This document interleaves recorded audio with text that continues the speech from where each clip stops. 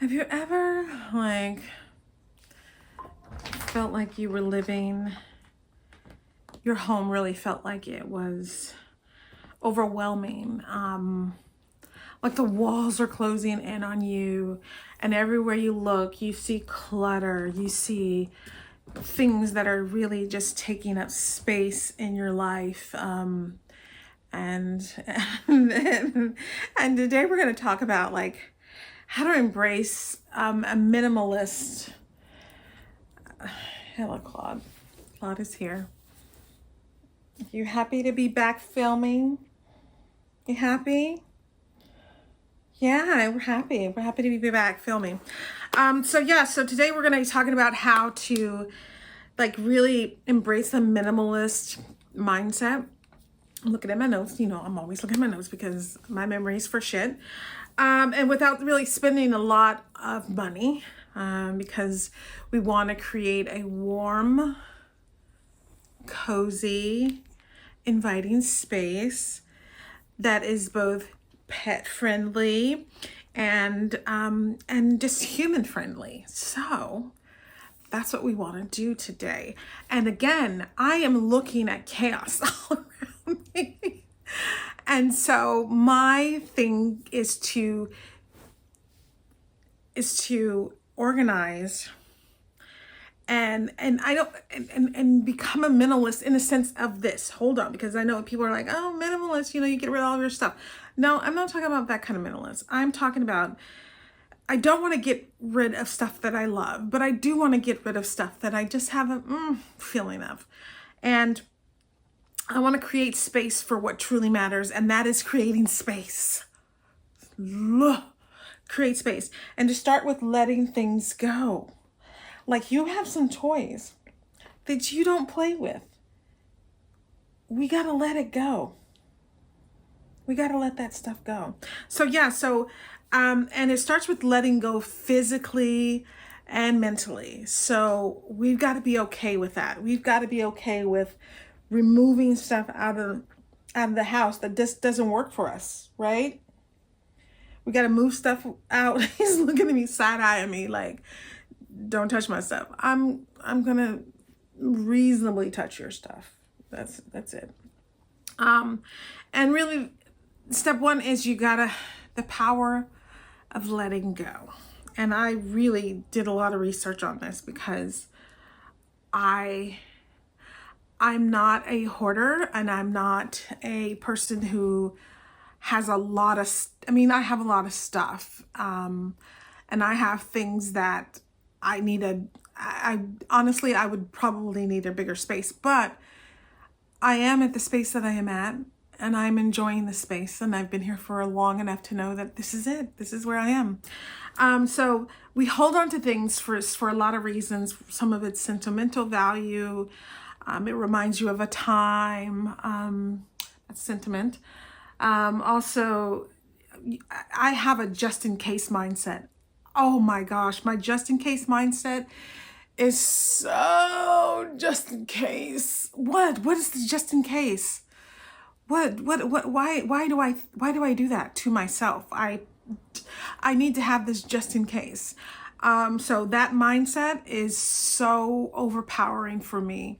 I don't really have even a guilt mindset, because that could be one of the mindsets, but I do have a just in case, and I really need to let it go.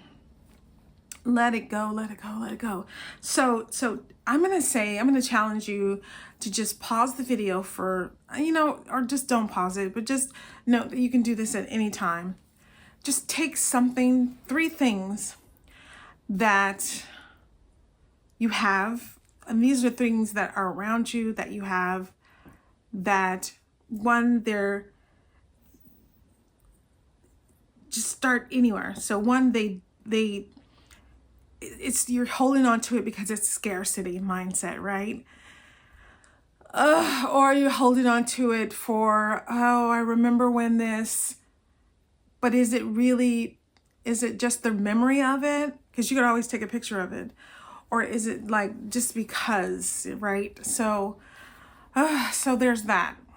So So just like take 3 things and put it in a box. And put it in a box and see if you don't think about it for another like week. If you don't think about it for a week, the next stage is out the door. And I would say do this with a lot of things. I mean, you can just start with 3 things and just start with those 3 small things and just put them in a box and then see if how much you reach for them and how much you think about them. And then if you don't, then they need to be out the door.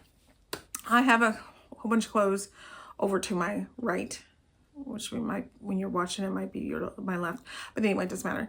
So I have those clothes I haven't thought of, haven't reached for, have nothing. So those are out the door. And so I have other things that need to be out the door. I have some things that my sister gave me that I love, that she gave me, she thought of me, but I don't utilize them, so they need to be out the door. So I'm going to be doing that, and I'm not going to show you video of me doing that because I'm not that kind of girl who shows you all kind of stuff. That's just not me. And I like to keep some things very private. Like, you don't need to know everything that happens in my life or Claude's life. But yeah, so there's that. And then there's the second step, is rearranging your joy. I am going to rearrange my home because I think it needs a rearrangement. It needs some changing. It needs something. So I am going to be in the process of rearranging my house. And it can really sometimes make your space feel fresh. And sometimes all it really takes is for you to rearrange some things. And so I'm gonna like move my bed around. I'm going to, do some things to kind of refreshen up. And I'm going to still maintain my morning ritual because I really, really value my morning ritual. And again, I don't know if I will change I still have to rearrange some things here because I do understand that, your head should be at the north and your feet at the south. That's an alignment with the universe, right? Or just alignment with our equator and our planet. So I know there's that. And I do love the sun rises in the east and sets in the west. And so I know what's east, what's west. And so I'm thinking, right now I'm exact opposite. And my head is at the north. I mean, my head is at the south, and my feet are at the north. So I've got to do some additional research on that because I want to make sure that I am getting the most out of what they say, the feng shui of your house. So I've got to do some research on that. And I want to create a space for Claude. He has a couple of spaces, but I really want to create a specific nook for him. He has his kennel, which he goes in when he wants to eat his chicken, because he thinks I'm gonna take his chicken. I'm not gonna take his chicken. But I really want to create a space for him to, for him and I to just, to create that space. Like, I think this is a space that Kim and I really have that's really special. And I'm really happy that you get to see that, because you see, he loves this chair, and he loves it when I sit in it, because it's that combining when him and I are together. So he likes that. And then, so a little shift in your life can make a big difference. It can make a big change for you. And so I'm going to definitely think about making some changes in my life, in my house, just to see. And I can always change it back. That's the brilliance. I can always change it right back. So there's that. And then lastly is, last couple things rather, is I want to engage the senses. I really want a warm and inviting home. And so I I love natural light. I've always have my windows open, and I love that about my space. And I love natural light, and I always, not always, but most of the time I have my diffuser going, or I have my incense burning. And so I really like for my house to smell really good. And it doesn't smell like dog. I make sure that my house doesn't smell like dog because I keep Claude pretty clean. We do a whole ritual when he comes in from being walked outside, so he doesn't track in a lot of stuff, and I bathe him regularly. So you know, I really definitely want to you know, continue to do that in my home, because you know, when people come, they go, oh my gosh, it smells so good. I haven't had nobody over in a while because this place is chaotic.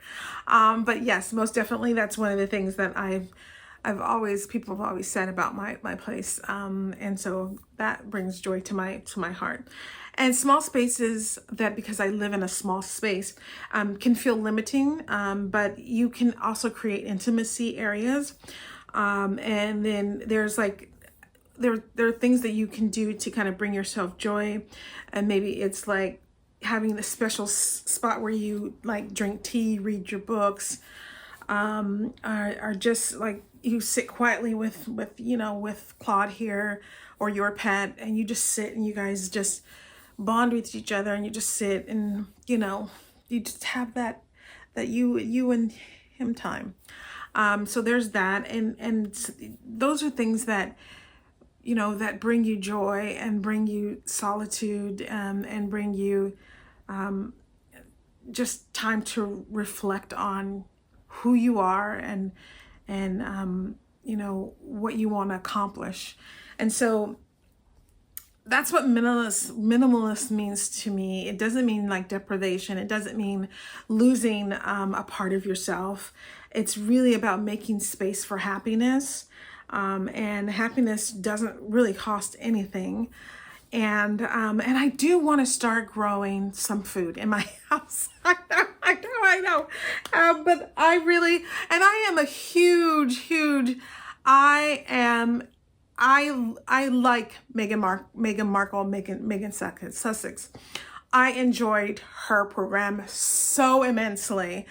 I thought that her show was absolutely brilliant for what it was.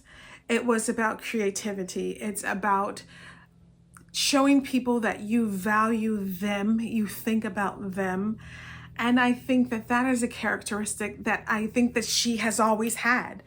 Because if you talk to a lot of her friends, they'll say the same thing. Meghan has always been someone who likes to do this. Oh, you were the one who taught me this. I think she's consistently talking about how to use creativity and how to show that she values you as a person by showing you those things, right? And I think if you look back at the TIG, all of her things were about really quick cooking, like having a really beautifully, you know, home, and what type of, you know, pillows you might want to use. And not saying that you should, like, not in the Martha Stewart, like, perfect. It's just creating things that you can take something that was something else and creating it into something. She's not the originator of this whole idea. And I think a lot of people are like, oh, she's just saying what she does to make herself feel better and to make her friends feel as if she values them as friends. So I really like her program, and I'm happy that she has a season 2. I can't wait. I binge watched all 8 episodes and I loved all 8. I really loved the episode with Choi and Alice Waters. I love that Alice said, planting something in your garden is like growing free money. Having a garden is like having the access to free money. And that's so true. Growing your own food is like it's like printing your own money. And that, if anything, that when she said that spurred in me, like, I don't have a lot of space. I don't have a backyard. I don't have anything like that. But I do have the capability of, setting off a specific section of my house to grow some product. I know they have like individual like things that you can do if you live in an apartment. You can grow some food up, and so I'm going to seriously think about, investing in that, because I think it's really essential. I mean, if we haven't learned anything about the price of eggs and the price of a lot of things, is that growing your own food is essentially like printing your own money. I think that's just fabulous. And I wouldn't have known that unless I watched the show with Megan, with Love Megan. I love the show. Okay, so there's that. And just to kind of tell you that you always want to keep your space and really in a place where you want to come home to, not a place that you dread coming home to. So that's one of the things that I am really going to thoroughly concentrate on doing. And I did my month-long of really creating ways and getting better at interviewing and how to really become resilient and all those different things. So I've taken that into consideration, and I've brought those things that I've learned in that month to my actual everyday, my living situation, and how I can implement some of those things. But it's really, I think it's really making small shifts in your life, especially in your home life, your everyday life. And so I'm going to incorporate that into my home everyday life. And I'm going to start purging things that I'm honestly not utilizing, that's just taking up space, it's taking up oxygen, it's taking up, real estate in my mind, in my consciousness, mind consciousness, same thing, sort of same thing. So I'm going to start purging those things. I have an area of my home right now that has some things like a printer, an old, a heater that just literally went out like 2 weeks ago. And an old DVD player. So all that's like sitting somewhere, and I just waiting for me to just make the next step of out the door. So I'm going to really concentrate on getting a lot of those things out of my house, because honestly, I want to live in a more minimal, not barren, but I want to live in a space where everything has its aura, everything has its space, everything has its usefulness. That means it's useful. I use it every day, or I use it occasionally, like once every 2 weeks or something like that. I want something useful like that in my home. And if it doesn't serve its purpose, then I need to either take a picture to remember the sentiment, and then it needs to be out of my house, because I have no more room for that type of clutter. I really want to get better at letting go and stop having this scarcity mindset kind of personality. And I'm thinking, oh, I'll buy 7 boxes of this because I never know when I might. Okay, Lauren, how about instead of 7, let's deal with 3, right? Let's not have, 6, 7 bottles of that, or let's do 2. So it's not saying no, it's just really thinking about my space, what I will allow and what I won't allow. So yeah, give me some suggestions on what you've done to kind of alleviate your house and what has been successful for you. And I look forward to talking with you and telling you about how this is going, how this is all working, because I'm really digging into my Be Better series, because I always want us all to be better. And I am super excited about this this new relaunching of, like Megan Sextus is relaunching herself. I think we all sometimes we need to relaunch. We need to change some things, reshuffle, to reshape and refresh some things in our lives. And I'm really looking forward to it. So thanks again, Claudia, and I want to say thank you, and we'll see you next week. All right, bye.